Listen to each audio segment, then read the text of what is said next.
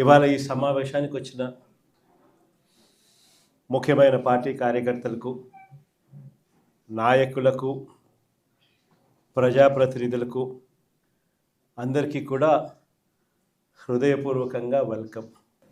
రఘుని మీ అందరినీ కూడా పరిచయం చేస్తూ ఈ నియోజకవర్గ ఇన్ఛార్జ్ బాధ్యతలు అప్పచెప్పడం జరిగింది.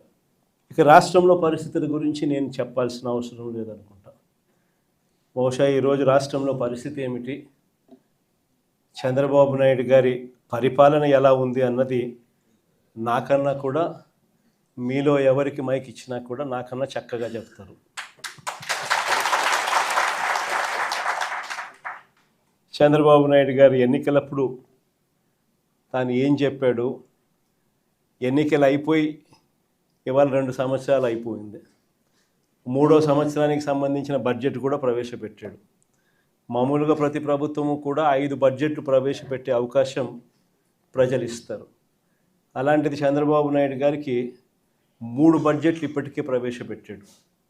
అంటే ఇక మిగిలి ఉన్నది కేవలం 2 బడ్జెట్లు.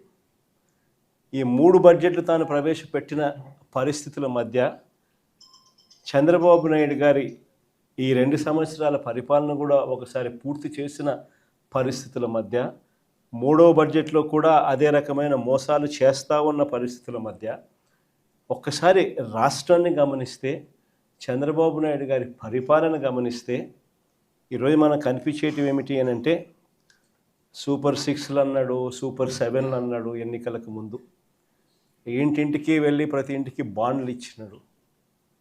ఆ బాండ్ల మీద పవన్ కళ్యాణ్ గారి సంతకము, ఈయన సంతకము, ఇద్దరు సంతకాలు పెట్టిన బాండ్లు ఇచ్చినారు. త్రికరణ శుద్ధితో మేమిద్దరం కలిసి ప్రమాణం చేస్తూ ఉన్నాము, జూన్ 2024 నుంచి మీ ప్రతి ఇంటికి ఇవన్నీ వస్తాయి అని చెప్పి ఏకంగా బాండ్లు ఇచ్చినాడు. అలాంటి బాండ్లు ఇచ్చి సూపర్ 6లు, సూపర్ 7లు అని చెప్పి ఇవాళ అవన్నీ కూడా పూర్తిగా మోసాలుగానే మిగిలిపోయిన పరిస్థితుల మధ్య ఈరోజు మనం చంద్రబాబు నాయుడు గారి పరిపాలనలో మనం చూస్తూ ఉన్నాం. మేనిఫెస్టో అన్నది మన హయాంలో, మేనిఫెస్టో అన్నది ఒక భగవద్గీత కిందనో, ఒక బైబిల్ కిందనో, ఒక ఖురాన్ కిందనో భావిస్తూ 99% హామీలు నెరవేర్చినాము అని చెప్పి ప్రజల దగ్గరికి గర్వంగా తలెత్తుకొని చెప్పిన పరిస్థితి మన పార్టీ, మన హయాంలో జరిగితే, ఈరోజు మేనిఫెస్టో అన్నది చెత్తబుట్టలో పడేసిన పరిస్థితులు మళ్ళీ ఈరోజు చూస్తూ ఉన్నాం. కేవలం మారిందల్లా ఒక జగనే. జగన్ ఉన్నప్పుడు పరిస్థితి ఏమిటి, జగన్ లేకపోతే పరిస్థితి ఏమిటి అన్నది మాత్రమే తేడా. గమనించినట్లయితే ఈరోజు పరిస్థితి ఏమిటి అని అంటే, గతంలో చంద్రబాబు నాయుడు గారు చెప్పినట్టుగా జగన్ ఇచ్చేటివన్నింటినీ ఇస్తాను, జగన్ ఇచ్చేటివే కాకుండా అంతకు మించి సూపర్ 6లు, సూపర్ 7లు ఇస్తానని చెప్పిన పెద్ద మనిషి ఈరోజు పరిస్థితి ఏమిటి అని అంటే, బిర్యానీ పెట్టలేదు ఎలాగూ, ఉన్న పలావ్ కూడా పోయింది అని చెప్పి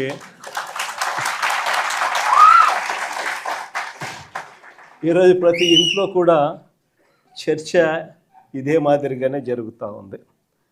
ఒకవైపునేమో సూపర్ 6లు, సూపర్ 7లు మోసాలుగానే మిగిలిపోయిన పరిస్థితులు, మరోవైపున మన పథకాలన్నీ కూడా రద్దయిపోయి ఈరోజు పూర్తిగా చిన్నాభిన్నమైపోయిన పరిస్థితుల మధ్య గ్రామీణ ఆర్థిక వ్యవస్థ ఈరోజు కనిపిస్తూ ఉంది. విద్య, వైద్యం, వ్యవసాయం, సుపరిపాలన, లా అండ్ ఆర్డర్, సంక్షేమం, అభివృద్ధి, ఇవన్నీ కూడా ఈరోజు తిరోగమనంలోనే కనిపిస్తూ ఉన్నాయి. ఎక్కడా కూడా ఫలాని మంచి చేశాము అని చెప్పే పరిస్థితి పోయి ఈరోజు ఎక్కడ చూసినా కూడా తిరోగమనమే కనిపిస్తుంది. ఇంకో ఆశ్చర్యకరమైన విషయం ఏమిటో తెలుసా, మన 5 సంవత్సరాల కాలంలో మనం 3,31,000 కోట్లు మనం అప్పులు మనం చేస్తే, ఆ 3,31,000 కోట్లలో 2,73,000 కోట్లు నేరుగా మీ జగన్ బటన్లు నొక్కడం, నా అక్క చెల్లెమ్మల కుటుంబాల ఖాతాల్లోకి నేరుగా డబ్బులు వెళ్ళిపోవడం చూశాం.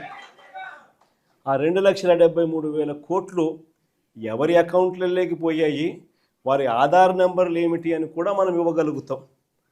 అంతగా మనం 3,31,000 కోట్లు అప్పు తెస్తే 2,73,000 కోట్లకు ఈ మాదిరిగా మనం జమా ఖర్చు కూడా ఇవ్వగలుగుతాం ఆధార్ నెంబర్లతో సహా.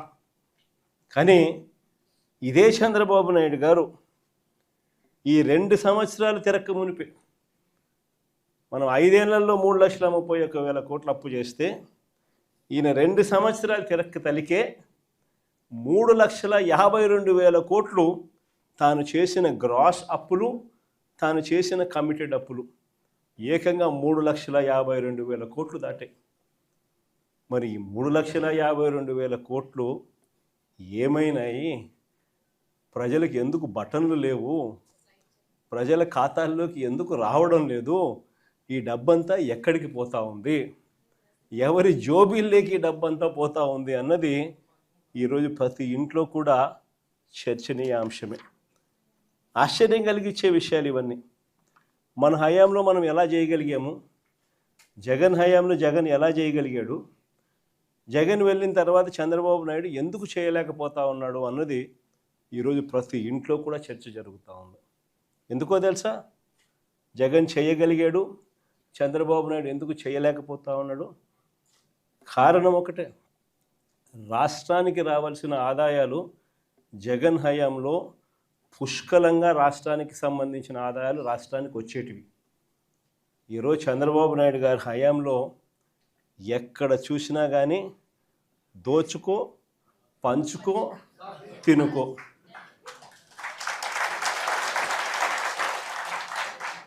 రాష్ట్రానికి సంబంధించిన ఆదాయాలు రాష్ట్రానికి వచ్చే పరిస్థితే లేదు.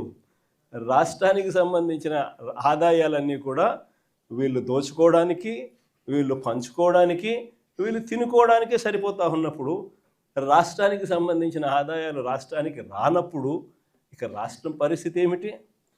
ఇదే పరిస్థితి. ఎక్కడ చూసినా ఈరోజు కనిపించేది ఏమిటి? Liquor mafia. ఎక్కడ చూసినా లిక్కర్ మాఫియా. ఏ గ్రామంలో చూసినా బెల్ట్ షాపులు. 1 కాదు, 2 కాదు, 3 కాదు, 4 కాదు. మళ్ళీ పోలీసుల దగ్గరుండి ఆ బెల్ట్ షాపులు అమ్మించే కార్యక్రమం. ఆ బెల్ట్ షాపులో ఎక్కడా కూడా ఎంఆర్పి రేటుకి అమ్మరు. ఎంఆర్పి ప్లస్ 10 రూపాయల, ఎంఆర్పి ప్లస్ 20 రూపాయల. సో గవర్నమెంట్కి రావాల్సిన ఆదాయాలు గవర్నమెంట్కి రావడంలా ఇలా జోబీల్లోకి పోయే కార్యక్రమం. అక్కడి నుంచి మొదలు పెడితే ఇసుక, మట్టి, సిలికా, క్వాడ్సు, లాటరైటు, గ్రెనైటు, చివరికి చికెన్ అమ్మాలన్నా కూడా వీళ్ళకి రావాల్సింది వీళ్ళకి ఇస్తేనే చికెన్ అమ్ముతా ఉన్నారు మార్కెట్లో. అదర్వైజ్ చికెన్ కూడా అమ్మించడంలా చాలా నియోజకవర్గాలు ఆ స్థాయిలో దోచుకుంటూ ఉన్నారు. అధిక ధరలకు పీపీఏలు, పవర్ పర్చేస్ అగ్రిమెంట్స్. మన హయాంలో మనం ₹2.49 రైతులకు మరో 25-30 సంవత్సరాల పాటు ఉచిత కరెంట్ అన్నది రైతులకు ఒక హక్కుగా, రాష్ట్ర ప్రభుత్వం మీద భారం పడకుండా రైతులకు ఒక హక్కుగా అందించాలన్న ఆరాటంతో ₹2.49 మనం పీపీఏలు చేస్తే ఆ రోజు నానా యాగి చేసిన వీళ్ళు ఈరోజు ₹4.60 పీపీఏ చేస్తూ ఉన్నారు. ₹4.60. ఏడ ₹2.49. ఎక్కడ ₹4.60. కళ్ళ ముందరే కనిపిస్తూ ఉన్నాయి. ప్రభుత్వ భూములు పప్పులు బెల్లాలకు అమ్మేస్తూ ఉన్నారు.